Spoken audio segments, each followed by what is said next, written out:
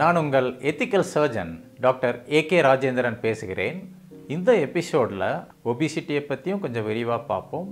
மேலும் டயபெட்டிஸோடு அதில் எப்படி லிங்க் ஆகுது அப்படிங்கிறத பற்றி நம்ம பார்ப்போம்.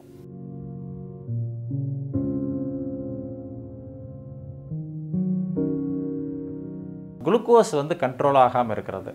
குளுக்கோஸ் ரொம்ப அதிகமாக வேல்யூ இருக்கிற சமயத்தில் ஒபிசிட்டியும் வரும்.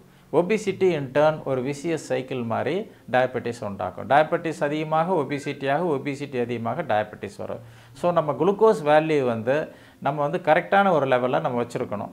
இப்போ ஃபார் எக்ஸாம்பிள் உதாரணமாக நீங்கள் ஒரு ஃபாஸ்டிங் சாப்பிடாமல் இருக்கிறது ஒரு 100-110க்குள்ளே இருக்கணும் அப்படின்னு சொன்னால், சரி 130 தானே இருக்குது, ஒரு பக்கத்தில் வேல்யூ தானே இருக்குது, நம்ம பார்த்துக்கலாம் அப்படின்னா, இது ஒரு சிறு துளி மழை எப்படி ஒரு ஆறாகி கடலாகி ஒரு பெரிய கடல் போல் நிற்கிதோ, அந்த மாதிரி இந்த கொஞ்சம் கொஞ்சமாக அதிகமாகிற இந்த பிளட் குளுக்கோஸ் லெவல் கொஞ்சம் கொஞ்சமாக அதிகமாகி ஒரு ஸ்டேஜில் உடம்புல பாதிப்பை ஏற்படுத்தி டிஷ்யூஸ் எல்லாமே டேமேஜ் ஆகி கடைசியில் ஒரு ஸ்டேஜில் நான் சொன்ன எல்லா காம்ப்ளிகேஷனையும் அது உண்டாக்கிடும். அதனால் இந்த குளுக்கோஸ் வேல்யூ நம்ம எப்போவுமே ஒரு சரியான இதில் தான், அளவான இதில் வச்சுருந்தோம்னா தான் ஒபிசிட்டி வராது, டயபெட்டிஸும் கண்ட்ரோலில் இருக்கும். அடுத்ததாக இந்த அர்பனைசேஷன் நம்ம சொல்கிறது, சோசியலைசேஷன், மாடர்னைசேஷன்.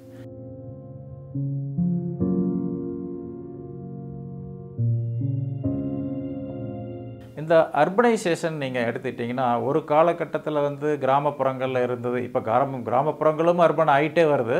கிராமப்புறங்கள் எல்லாம் முன்னோர்கள் நம்ம எப்படி இருந்தாங்க அப்படின்னா, ஒருத்தர் ஏர்ன் பண்ணுவாங்க, மற்றவங்கெல்லாம் அவங்கவுங்க வேலையை வேறு வேலைகள் செய்வாங்க. அந்த காலகட்டத்தில் கூட அவங்களுடைய ஃபுட் ஹேபிட்ஸ் எப்படி இருந்தது அப்படின்னா, வேலைக்கு போகிறவங்க காலையில் எழுந்தோன்னே வேலைக்கு போயிட்டு ஒரு 10-11 மணிக்கு அவங்க நல்லா உழைச்சி வேர்வை வந்ததுக்கப்புறம் பசியோடு ஒரு நல்ல ஒரு நேச்சுரல் ஃபுட்டாக அங்கே விளைந்ததை அவங்க சாப்பிட்டாங்க. அதுக்கப்புறம் கொஞ்சம் ரெஸ்ட் எடுத்துகிட்டு மறுபடியும் வேலை பார்ப்பாங்க ஈவினிங் வரைக்கும், அதாவது மாலை நேரம் வரைக்கும். 6 மணிக்கு சூரியன் இறங்கினதுக்கப்புறம் அவங்க வேலையை நிறுத்திட்டு 7 மணியை போல் இரவு உணவு சாப்பிட்ருவாங்க. அவங்க மோஸ்ட்லி அந்த காலகட்டத்தில் 2 வேளை சாப்பாடு தான் அவங்க சாப்பிட்டாங்க. அந்த எனர்ஜி அவங்க உடம்புல இருந்தது அவ்வளவு ஒரு நல்ல எனர்ஜி அவங்க வச்சுருந்தாங்க.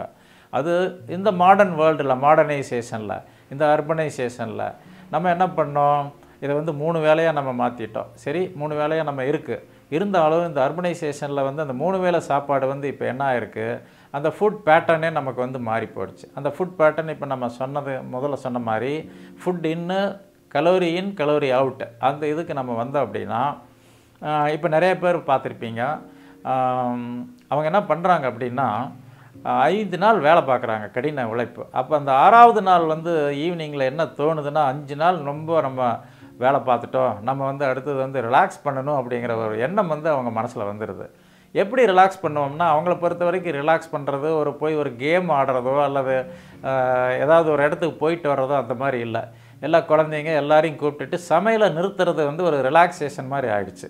2 நாளைக்கு சமையல் பண்ணாமல் இருக்கிறது ஒரு பெரிய ரிலாக்ஸேஷன். அவங்க என்ன பண்ணுறாங்க, சரி ஒரு 1 ஹவர் ஈவினிங் நம்ம போயிட்டு அவுட்டிங் போயிட்டு வரலாம் அப்படின்னு சொல்லிட்டு ஏதாவது ஒரு ஹோட்டலை சூஸ் பண்ணுறாங்க. நீங்கள் ஹோட்டலில் அங்கே சூஸ் பண்ணுனா நம்ம டேஸ்ட்டுக்காக அங்கே என்னென்னலாம் அவைலபிளாக இருக்குதோ அவ்வளோவையும் சாப்பிடுவோம்.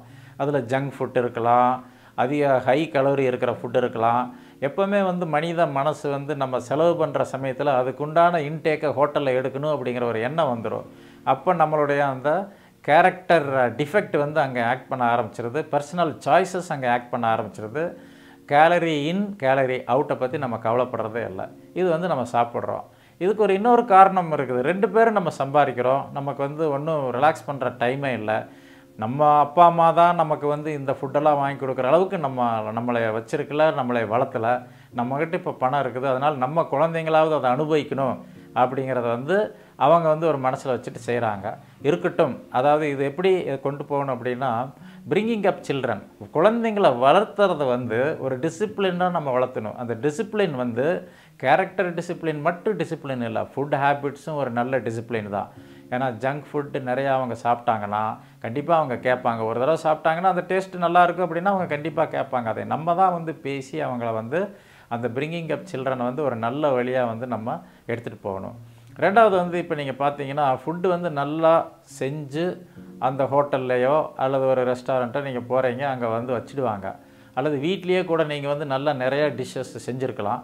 அது எல்லோரும் சாப்பிட்றதுக்கு முன்னாடி இப்போ என்ன செய்கிறாங்க அப்படின்னா, நிறைய பேர், அதாவது எல்லோரும் செய்கிறாங்கன்னு நான் சொல்லலை, இது நம்ம சொல்கிற கருத்துக்கள் எல்லாமே வந்து நிறைய பேர் செய்கிறாங்கன்னு நான் சொல்லலை, கொஞ்சம் பேர் இது மாதிரி செய்கிறாங்க. அதை வந்து ஃபுட்டை ஃபோட்டோ எடுக்கிறது, அந்த ஃபோட்டோவோட நின்று செல்ஃபி எடுக்கிறது, இதையெல்லாம் எடுத்துகிட்டு அவங்க என்ன பண்ணுறாங்க, ஃபஸ்ட்டு வந்து அவங்களுடைய வாட்ஸ்அப் குரூப்லேயே மற்ற குரூப்லேயே வந்து டெலகிராம்லேயே ஏதாவது ஒன்றில் வந்து அதை வந்து ஷேர் பண்ணுறாங்க, அதை போஸ்ட் பண்ணுறாங்க. நான் என்னுடைய ஸ்டேட்டஸ் இந்த மாதிரி இருக்குது, நான் இதை தான் செஞ்சேன், இதெல்லாம் நான் செய்ய தெரியும், எனக்கு என்னுடைய ஃபுட்டு இது இப்படி இருக்குது. ஒன்று சில பேர் நான் அதிகமாக செய்வேன், நான் நல்லா செய்வேன், சில பேர் நான் கம்மியாக தான் சாப்பிட்றேன் அப்படின்னு அவங்க ஃபோட்டோ எடுத்து அனுப்பிச்சிட்டு எவ்வளோ சாப்பிட்றாங்கங்கிறது அவங்களுக்கும் தெரியாது, பக்கத்தில் இருக்கிறவங்களுக்கும் தெரியாது. இது வந்து ஒரு ஸ்டேட்டஸ் அப்படிங்கிற மாதிரி அது போயிடுது. இந்த அர்பனைசேஷனை பற்றி பேசுகிற சமயத்தில் வந்து பல இன்சிடெண்ட்ஸ் வந்து எனக்கு வந்து என் மனசுக்கு வந்து இப்போ வருது. பட் இருந்தாலும் ஒரு சில இன்சிடெண்ட்டை வந்து உங்கள்கிட்ட சொல்கிறதுக்கு, ஷேர் பண்ணிக்கிறதுக்கு வந்து நான் ரொம்ப கடமைப்பட்டிருக்கிறேன். நான் வந்து சில நேரங்களில் வந்து அவுட் சைடு தி ஸ்டேட்டெல்லாம் வந்து ட்ராவல் பண்ணுவேன். அப்போ அந்த மாதிரி ட்ராவல் பண்ணுறப்போ ஒரு ட்ரெயினில் வந்து நான் ஏறி உட்காந்துட்டேன். நான் எப்போவுமே வந்து ஒரு ½ அன் ஹவர் முன்னாடியே போய் ஏறி உட்காந்துருவேன். ஏன்னா எதுக்கு நம்ம ஓடி வந்து அடித்து பிடிச்சி ஏறணும், சில சமயத்தில் ட்ரெயின் போயிடுச்சுன்னா நம்ம அடுத்த வேலையெல்லாம் மிஸ் ஆகிடும் அப்படிங்கிறதுல ஒரு ½ அன் ஹவர் முன்னாடியே வந்து நான் ரிலாக்ஸாக ஏறி உட்காந்துட்டேன் ட்ரெயினில் வந்து நான் ஏறி உட்காந்துருக்கிற சமயத்தில் அந்த ட்ரெயின் கிளம்புற நேரம் வந்து ஆயிடுச்சு.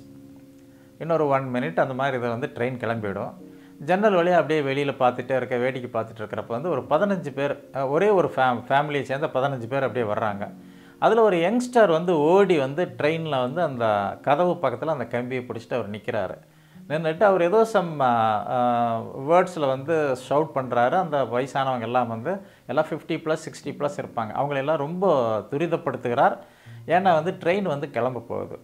அவங்க எல்லாம் வந்து நடையும் ஓட்டமும் நடையுமாக அவங்கள வந்து ஓட வைக்கவும் முடியாது. ஏன்னா அவங்களுடைய வெயிட் வந்து அவ்வளோ அதிகமாக இருக்குது.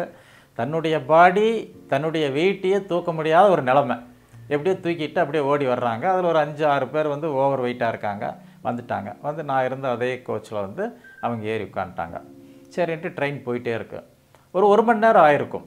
அதுக்கப்புறம் வந்து திடீர்னு வந்து நம்ம ட்ரெயினில் இருக்கிற டிடி வந்து நம்மளை கூப்பிட்டாரு. சார் நீங்கள் வந்து டாக்டர் தானே? ஆமாங்க, நான் டாக்டர் தான். உடனே வந்து ஒரு பேஷண்ட்டு கொஞ்சம் மூச்சோட கஷ்டமாக இருக்குது, பார்க்குறீங்களா அப்படின்னாங்க. சரின்ட்டு நான் போய் அவரை பார்த்தேன். அங்கே நம்ம பார்க்குற சமயத்தில் வந்து அவருக்கு வந்து அந்த பல்ஸ் அப்படிங்கிறது வந்து துடிப்பே இல்லை, ஹார்ட் பீட்டும் இல்லை. ஸ்டெத் வச்சு பார்த்தப்போ அவர் மூச்சு விடலை. அவர் வாய் திறந்த மாதிரி அந்த கடைசி மூச்சு விட்டது அப்படியே இருக்குது. ஒரு மாதிரி வந்து அவர் கடைசி எண்டுக்கு போயிட்டாரு அப்படிங்கிறது தெரியுது. சரின்ட்டு அவங்கெல்லாம் வந்து நான் என்ன சொல்லுவேன் அப்படிங்கிறதே எதிர்பார்த்துருக்காங்க. நான் வந்து ஒன்றுமே இல்லை, பட் இருந்தாலும் நான் ட்ரை பண்ணுறேன்னு ஐ ஸ்டார்டட் கிவிங் அந்த மசாஜ் அது இதெல்லாம் கொடுக்குறோம். தென் அங்கிருந்த கொஞ்சம் லாஸ்ட் மினிட் அந்த ப்ரீத்திங் இது கொண்டு வர்றதுக்கு, மூச்சோட வைக்கிறதுக்கு, ஹார்ட் பீட்டை கொண்டு வர்றதுக்கு நான் கொடுக்குற அந்த சிபிஆர் எல்லாத்துக்கும் ஹெல்ப் பண்ணுறதுக்கு ஆட்கள் வந்தாங்க. கொடுத்து பார்த்தோம். ஒரு 10 நிமிஷம் 15 நிமிஷம். அதுக்குள்ளே ட்ரெயின்லேருந்து நெக்ஸ்ட் ஸ்டேஷனில் வந்து இன்ஃபார்ம் பண்ணி ஆம்புலன்ஸ் ரெடியாக இருந்துச்சு. பட் நாங்கள் இன்னும் ட்ரை பண்ணியும் வந்து எனக்கு நல்லா தெரியுது அவருக்கு ஒன்றும் ஹார்ட் பீட்டும் இல்லை, பல்ஸு இல்லை அப்படின்ட்டு. பிரெயின் டெத் ஆகிருக்கும் இந்த நேரத்தில். பட்டு என்னாச்சு, மக்கள் அவ்வளோ பேரும் அழுகிறாங்க. அந்த ஸ்ட்ரெஸ்ஸு அவர் வந்து ஓடி வந்ததில் அந்த கொஞ்ச நேரம் தான், இதெல்லாம் வந்து ஒரு சின்ன ஒரு விஷயந்தான். பட் அது வந்து அக்ரவேட் ஆகி அவரை மூச்சோட முடியாமல் பண்ணி, அவர் ஆல்ரெடி அவருக்கு ஹார்ட் ப்ராப்ளம் இருந்திருக்கலாம். அவருக்கு ஒரு அந்த எண்ட் ஸ்டேஜ் வந்து அந்த ட்ரெயின்லேயே அது முடிஞ்சிருது. அவரை பொறுத்த வரைக்கும் வந்து இந்த அதிகமாக சாப்பிட்றது, இந்த ஃபுட்டை சாய்ஸை வந்து தானே டிசைட் பண்ணி செய்கிறது, இதெல்லாமே ஒரு சின்ன விஷயந்தான். ஆனால் அது ஒரு சின்ன விஷயந்தான் வந்து நம்ம ட்ரெயின் ஏற வந்த சமயத்தில் ஒரு சின்ன ஒரு ஸ்ட்ரெஸ்ஸே வந்து நமக்கு அதை தாங்க முடியாமல் ஒரு பெரிய லாஸை கொண்டு வந்து விட்டுருது. அதாவது இப்போ எங்கள் டாக்டருங்க வந்து இப்போ நான் என்னுடைய சர்வீஸில் வந்து நான் நிறையா பேஷண்ட்ஸை வந்து பார்த்துருக்கிறப்ப சில பேஷண்ட்ஸுக்கு வந்து அவங்க இறக்கிறத வந்து கண்ணெதிரில் நம்ம பார்க்குறோம். ஆனால் இவ்வளவு படிச்சிருந்து இவ்வளவு தெரிஞ்சிருந்தும் சில நேரங்களில் வந்து அதை வந்து காப்பாற்ற முடியாத ஒரு சூழ்நிலைக்கு நம்ம போயிடுறோம். அந்த மன வருத்தம் எங்களுக்கு எவ்வளோ இருக்கும்னா, அந்த பேஷண்ட்டுடைய கூட இருக்கிறவங்க கதறதை விட அதிகமாக தான் இருக்கும். ஒன்று அவங்க வந்து எக்ஸ்ப்ரெஸ் பண்ணிடுறாங்க, எங்களால் வந்து அதை எக்ஸ்ப்ரெஸ் பண்ண முடியல. அந்த ரொம்ப வேண்டியவங்க, நம்ம ரொம்ப நேசித்தவங்க வந்து நம்மளை விட்டு பிரிகிறப்ப நம்மளால் வந்து தாங்கிக்க முடியல. ஆனால் அந்த தாங்கிக்க முடியாதது வந்து கடைசி எண்ணில் எல்லாம் முடிஞ்சதுக்கப்புறம் தான் நம்ம வந்து கதறமோ தவிர, அவங்க இருக்கிற காலத்திலேயே வந்து இப்போ எதெல்லாம் வந்து நமக்கு லைஃப் எக்ஸ்பெக்டன்சியை வந்து அது குறைக்குதோ அது எல்லாத்தையும் வந்து சின்ன சின்ன விஷயங்கள் தான். அதை வந்து நம்ம செய்யாமல் இருக்கிறது ரொம்ப நல்லது. அதே வந்து நம்ம மக்கள் வந்து இந்த வீடியோ பார்க்குறவங்க வந்து அதையும் வந்து மனசில் வச்சுட்டு, நாங்கள் எப்படி அதை நினச்சி நம்ம இதை இந்த மக்களுக்கு போய் சேரணும் அப்படிங்கிற ஒரு எண்ணத்தில் நம்ம கொடுக்குறோமோ, அதே ஒரு எண்ணம் உங்கள் மத்தியிலும் அது இருந்து, எதெல்லாம் நமக்கு தேவையில்லையோ அதே நம்ம அதிகமாக பண்ணிகிட்டு இருந்தாலும் அதை கொஞ்சம் கொஞ்சமாக குறைச்சி ஒரு பீரியட் ஆஃப் டைமில் வந்து நம்ம ஒரு நல்ல ஒரு ஹெல்த்தியான வாழ்க்கையை வந்து நம்ம வாழ்கிறதுக்கு நம்ம எடுத்துகிட்டு போகணும். இதில் வந்து இப்போ நிறையா வந்து சாப்பிட்ற இது வந்து 3 வேளை வந்து அந்த டைமை சாப்பிட்றத மாற்றி 2 வேளையாக இருந்ததை 3 வேளை ஆக்கிட்டு, இந்த 3 வேளையாக இருந்ததில் என்ன சாப்பிட்ணுமோ அதை நான் தான் முடிவு பண்ணுவேன்ட்டு நான் எதை வேணாலும் நம்ம சாப்பிட்டுட்டு இருந்த காலகட்டம் போய், இப்போது இந்த சோசியலைசேஷன், மாடர்னைசேஷன், இந்த அர்பனைசேஷன் இது எல்லாத்துலேயும் வந்து எந்த லெவலுக்கு போயிடுச்சுன்னா, நிறையா ஹோட்டல்ஸ் வந்து நமக்கு நைட் ஹோட்டல்ஸ் நிறையா அவைலபிளாக இருக்குது. அது யாருக்குன்னா நைட்டில் ட்ராவல் பண்ணுறவங்களுக்காக வச்சுருக்குது. சாதாரணமாக இருக்கிறவங்களே 24/7 இருக்கிற ஹோட்டலாக இருந்தாலும் சரி, அல்லது நைட்டு 10 மணிக்கு ஆரம்பித்து 4 மணிக்கு இருக்கிற ஹோட்டலாக இருந்தாலும் சரி, அங்கே வந்து சாப்பாடு மட்டும் இல்லாமல் பகல் நேரத்தில் என்ன இருக்குமோ அவ்வளவு ஐட்டமும் அங்கே வச்சுருக்காங்க.